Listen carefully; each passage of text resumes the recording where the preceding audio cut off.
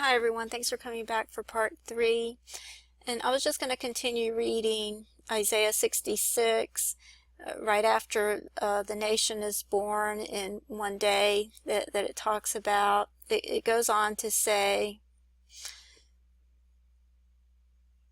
"And when you see this, your heart shall rejoice, and your bones shall flourish like an herb, and the hand of the Lord shall be known towards his servants, and his indignation towards his enemies." Okay, so that's right there is talking about the rapture and then the wrath coming immediately afterwards. "For behold, the Lord will come with fire, and with his chariots like a whirlwind, to render his anger with fury, and his rebuke with flames of fire. For by fire and by his sword will the Lord plead with all flesh, and the slain of the Lord shall be many." And this also reads exactly like Isaiah 14. Revelation 14 as well. "They that sanctify themselves and purify themselves in the gardens behind one tree in the midst, eating swine's flesh and the abomination and the mouse, shall be consumed together, saith the Lord. For I know their works and their thoughts. It shall come that I will gather all nations and tongues, and they shall come and see my glory. And I will set a sign among them, and I will send those that escape of them unto the nations, to Tarshish, to Pul, and Lud, that draw the bow, to Tubal, to Javan, to the isles far off, that have not heard my fame, neither have seen my glory.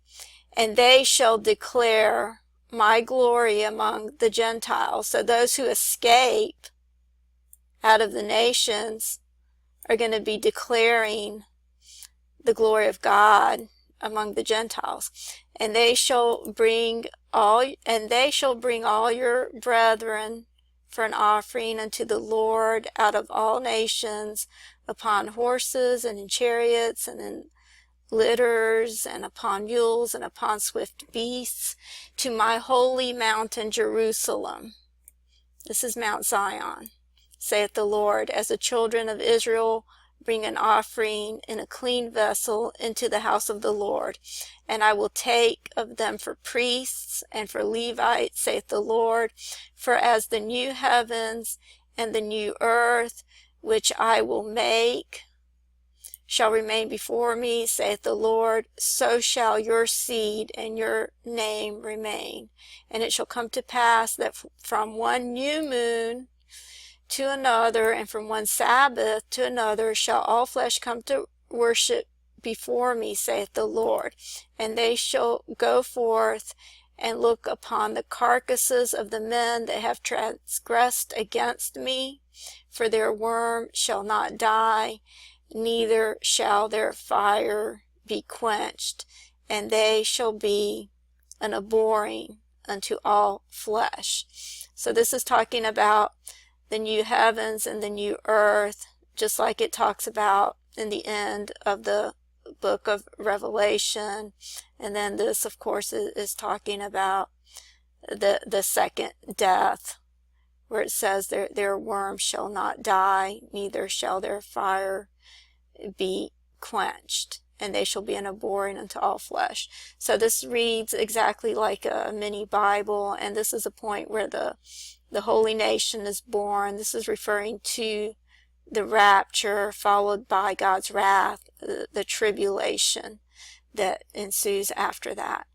So that's what this reads like, and it reads just like Revelation 12, which gets me back to the Revelation 12 sign that I wanted to talk about, because when you look over here on September 15th, Venus is right in the birth canal of Virgo, and I know that a lot of people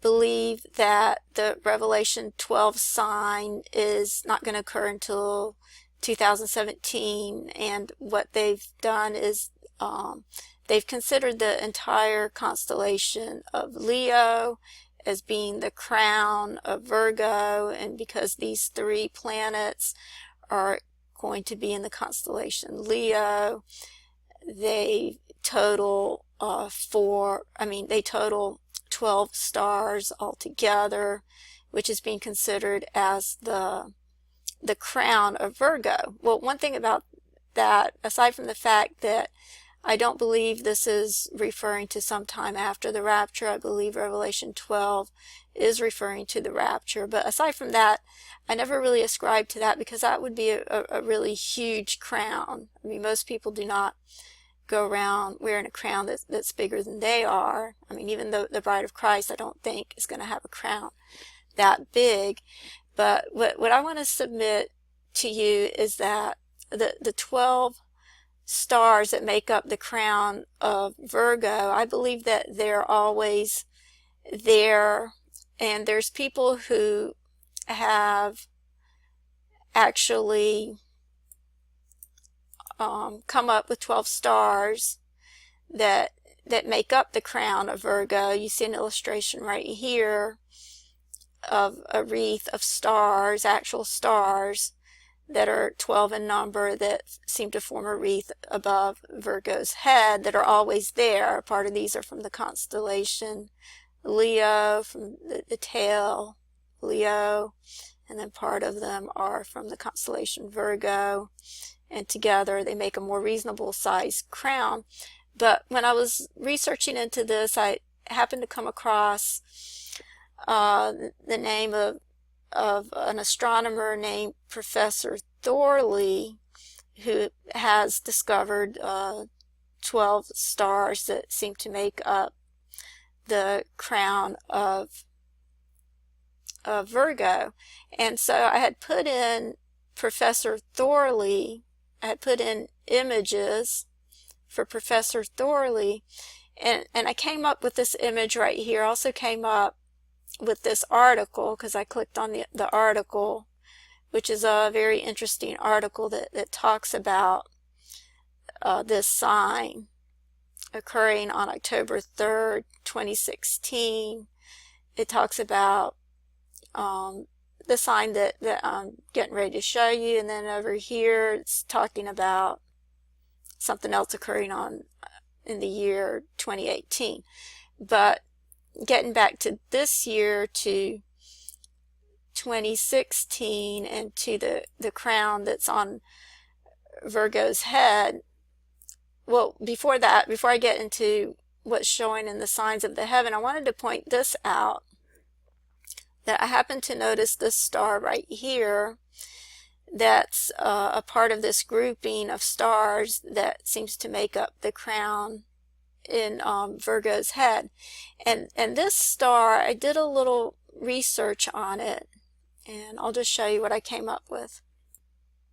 Okay, I tried to search this star number right here, 57779, and I couldn't really come up with very much information about the star itself, but this right here is a list of the names of stars, and it's showing the name of it right here, which I had tried to pull up the name, this entire name, and it wouldn't pull that up, a meaning for that entire name, but it was showing the meaning of the word Yale, and the meaning of the word Yale is over here. It says the Yale or centaur is a mythical beast found in European mythology and heraldry.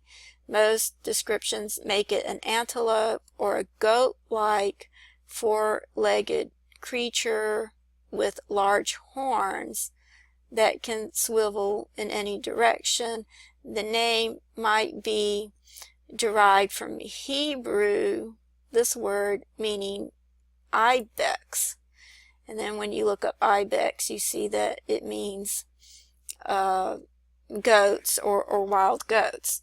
Okay, so that's what the meaning of the word Yale is. And then the second part of that word, I had put in this meaning, and it didn't come up with that full word. It just came up with meanings for the word Asgar. So when you look at that, it says the name Asgar generally means devoted to Lord, as of Indian origin.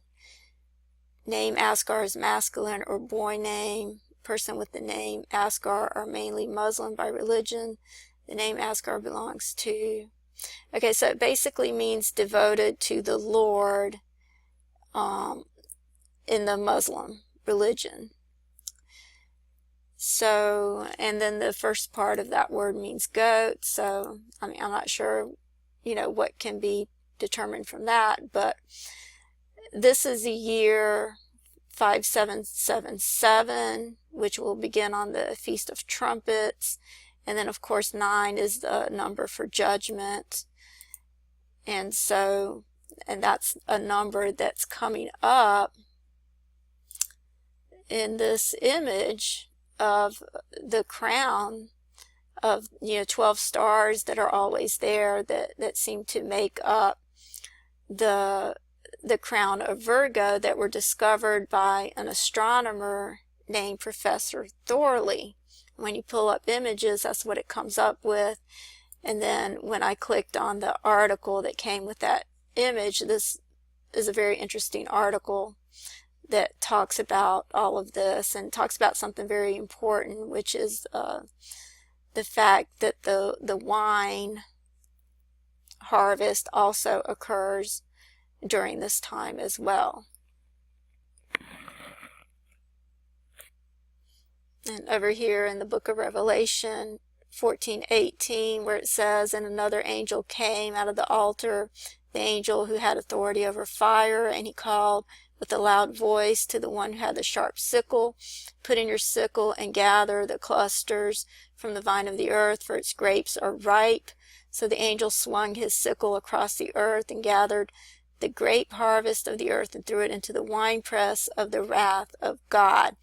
And one of the deacon constellations for the constellation Virgo is the constellation Boötes, which in Hebrew means I am coming. This is something Mark Biltz had talked about before as well. That's how I know that Boötes means I'm coming. And you see, and this is a deacon constellation for the constellation Virgo, and you see that he's holding a sickle in his hand. And just like the Leo, constellation Leo has the shape of a sickle as well. So any time during this constellation, or even the constellation Virgo, I think is a very important time frame for the Lord's coming.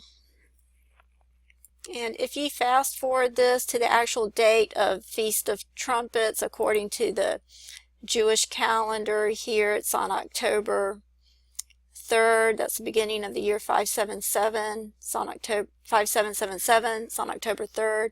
And then when you look at that date on here, you see that Venus has actually gone through the birth canal, and you see the moon right at the feet of Virgo, and the sun is actually in Virgo at that time. So Virgo is actually clothed with the sun at that time. Venus has just gone through the birth canal. The moon is at her feet. And also wanted to mention that these star names, these star names were actually assigned in 1989, because I looked up to see what the HIP and that star name stands for, and it's a satellite that was used that has very precise measurements, and they named all of these stars based on that satellite back in 1989. Okay, now I'm about out of time in this video, but as you can see, there's a lot of other really important dates to look for coming up. So don't get discouraged if the rapture doesn't happen by August 4th. There's still a lot of other opportunities for the rapture to fulfill Bible prophecy coming up. And that's about all I have for this video. I have a lot more to add. I have more tables that are really amazing that I want to go over as well, but I'll have to do that in another video. So thanks for watching, and God bless you all.